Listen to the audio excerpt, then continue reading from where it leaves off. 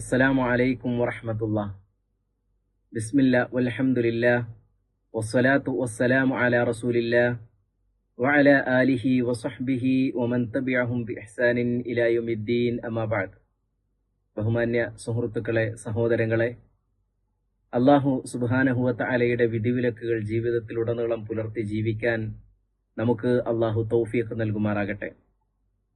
വിശുദ്ധ റമളാനിന്റെ അവസാന 10ലേക്ക് കടന്ന നമുക്ക് ഈ അവസാന 10ന്റെ മഹത്വവും പ്രാധാന്യവും ഉൾക്കൊണ്ട് ഇബാദത്തുകൾ ചെയ്യാനുള്ള തൗഫീഖും, അതിൽ തന്നെ ലൈലത്തുൽ ഖദർ എന്ന 83 വർഷവും 4 മാസവും ഇബാദത്ത് ചെയ്താൽ കിട്ടുന്ന പ്രതിഫലം, ലൈലത്തുൽ ഖദർ, അത് ലഭിക്കുന്ന ആളുകളുടെ കൂട്ടത്തിൽ അള്ളാഹു നമ്മെ ഉൾപ്പെടുത്തുമാറാകട്ടെ. സഹോദരന്മാരെ, നമ്മൾ മനസ്സിലാക്കിക്കൊണ്ടിരിക്കുന്നത് മയ്യത്ത് നമസ്കാരത്തിലെ ശ്രദ്ധിക്കേണ്ടുന്ന ചില കാര്യങ്ങളെ പറ്റിയാണ്. ഇവിടെ ഇന്ന് നമുക്ക് സംസാരിക്കാനുള്ളത് മയ്യത്ത് നമസ്കാരം നിർവഹിക്കേണ്ടുന്ന രൂപത്തെ സംബന്ധിച്ചാണ്.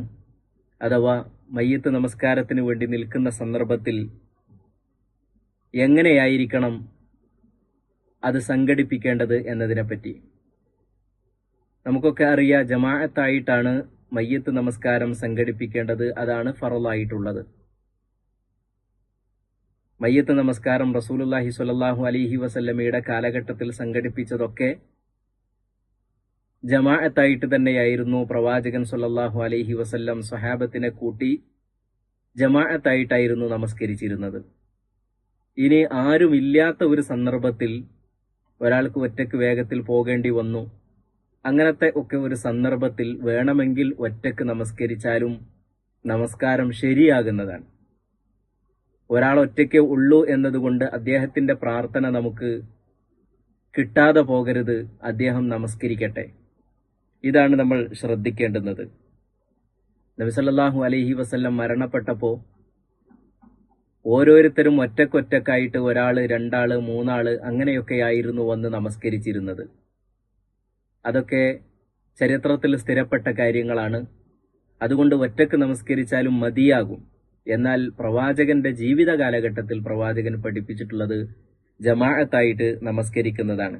അപ്പൊ നമുക്കൊക്കെ അറിയാം, നമ്മുടെ വീട്ടിൽ വെച്ചിട്ടാണ് എങ്കിലും, പള്ളിയിലേക്ക് എടുക്കുന്നതിന് മുമ്പാണ് നമസ്കരിക്കുന്നത് എങ്കിലും, ഒരു 3 മനുഷ്യരുണ്ടായാൽ, 3 ആളുകൾ ഉണ്ടായാൽ ജമാഅത്തായി കഴിഞ്ഞല്ലോ. 3 ആളുകൾ ഉണ്ടായാൽ മതി. ഒരാൾ ഇമാമ് നിൽക്കാൻ, 2 പേർ പുറകിൽ നിൽക്കാൻ ഉണ്ടായാൽ തന്നെ ഒരു ജമാഅത്താക്കി മാറ്റാൻ കഴിയും. അപ്പോ ധൃതിയുള്ള ആളുകൾ 1, 2, 3 ആളുകൾ ഒരുമിച്ച് കൂടുമ്പോൾ അവർക്കൊരു ജമാഅത്തായിട്ട് നമസ്കരിക്കാവുന്നതാണ്. എപ്പോഴും കൂടുതൽ ആളുകൾ ജമാഅത്തിൽ ഉണ്ടാകുന്നത് തന്നെയാണ് പുണ്യമായിട്ടുള്ളത്. കൂടുതൽ ആളുകൾ ജമാഅത്തിൽ ഉണ്ടാകുന്നതാണ് പുണ്യമായിട്ടുള്ളത്.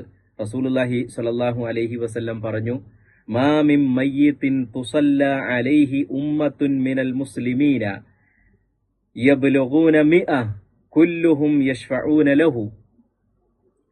ഒരു മനുഷ്യൻ മരിച്ചിട്ട് അദ്ദേഹത്തിന് വേണ്ടി മുസ്ലിങ്ങളുടെ കൂട്ടത്തിൽ നിന്ന് ഒരു വിഭാഗം ആളുകൾ, ഒരു ജനത അദ്ദേഹത്തിന് വേണ്ടി നമസ്കരിക്കുകയാണ്. ഒരു 100-ലേറെ വരുന്ന ആളുകൾ അദ്ദേഹത്തിന് വേണ്ടി നമസ്കരിച്ചിട്ടുണ്ട് എങ്കിൽ ഇല്ലാ ശഫഉ ഫീഹി വഫി ഹദീസിൻ ആഖർ ഗുഫിറ ലഹു. അവരുടെ ശഫാഅത്ത് അല്ലാഹു സ്വീകരിക്കും, അല്ലെങ്കിൽ അല്ലാഹു സുബ്ഹാനഹു വ തആല ആ മനുഷ്യന് അവരുടെ പ്രാർത്ഥന കാരണം പുറത്തു കൊടുക്കും എന്ന് നബി സല്ലല്ലാഹു അലൈഹി വസല്ലം പറഞ്ഞതായിട്ട് ഹദീസിൽ കാണാൻ കഴിയും. അതുകൊണ്ട് കൂടുതൽ ആളുകൾ ഉണ്ടാകണം എന്ന് തന്നെയാണ് നമ്മൾ ആഗ്രഹിക്കേണ്ടുന്നത്. അതോടൊപ്പം തന്നെ നമ്മൾ മനസ്സിലാക്കേണ്ടത്, കുറേ ആളുകൾ ഉണ്ടാവുക എന്നതിനേക്കാളേറെ ആ നമസ്കരിക്കുന്ന ആളുകൾ മുവഹിദുകളാവുക എന്നത് വളരെ പ്രധാനമാണ്.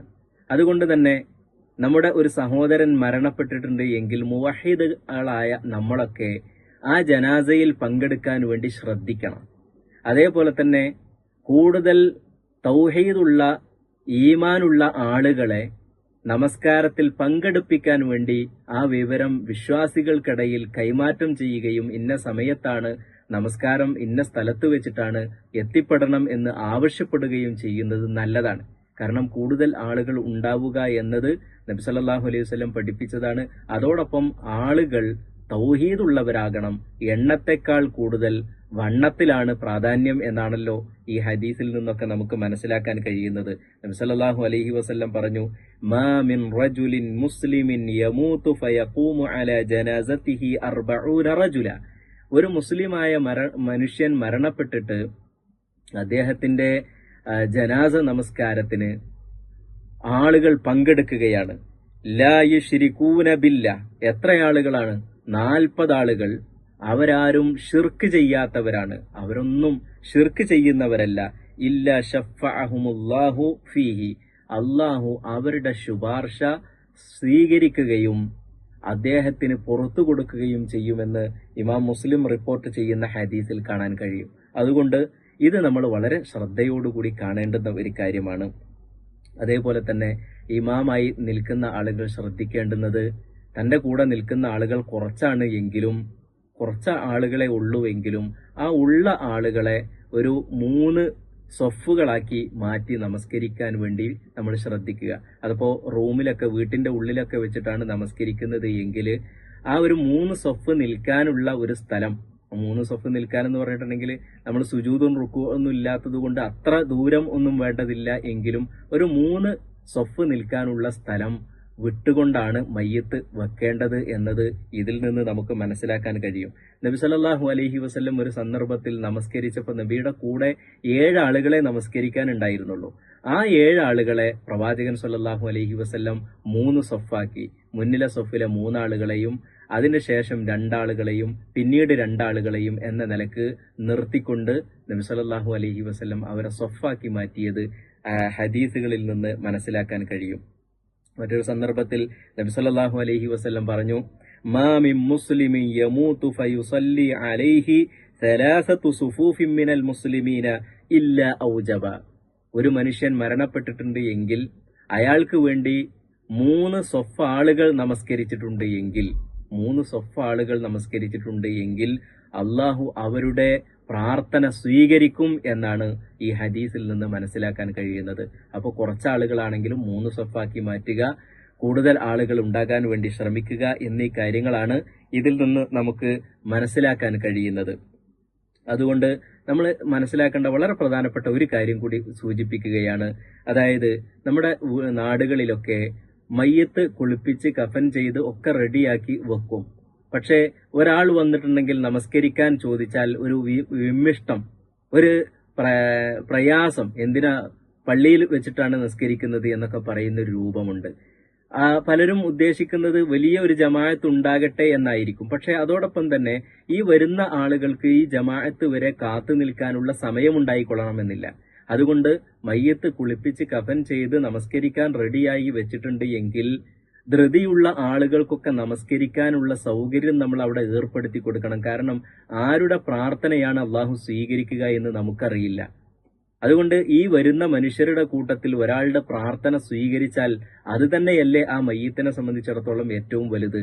നമ്മൾ അതല്ലേ പ്രാധാന്യത്തോടു കൂടി കാണേണ്ടുന്നത്.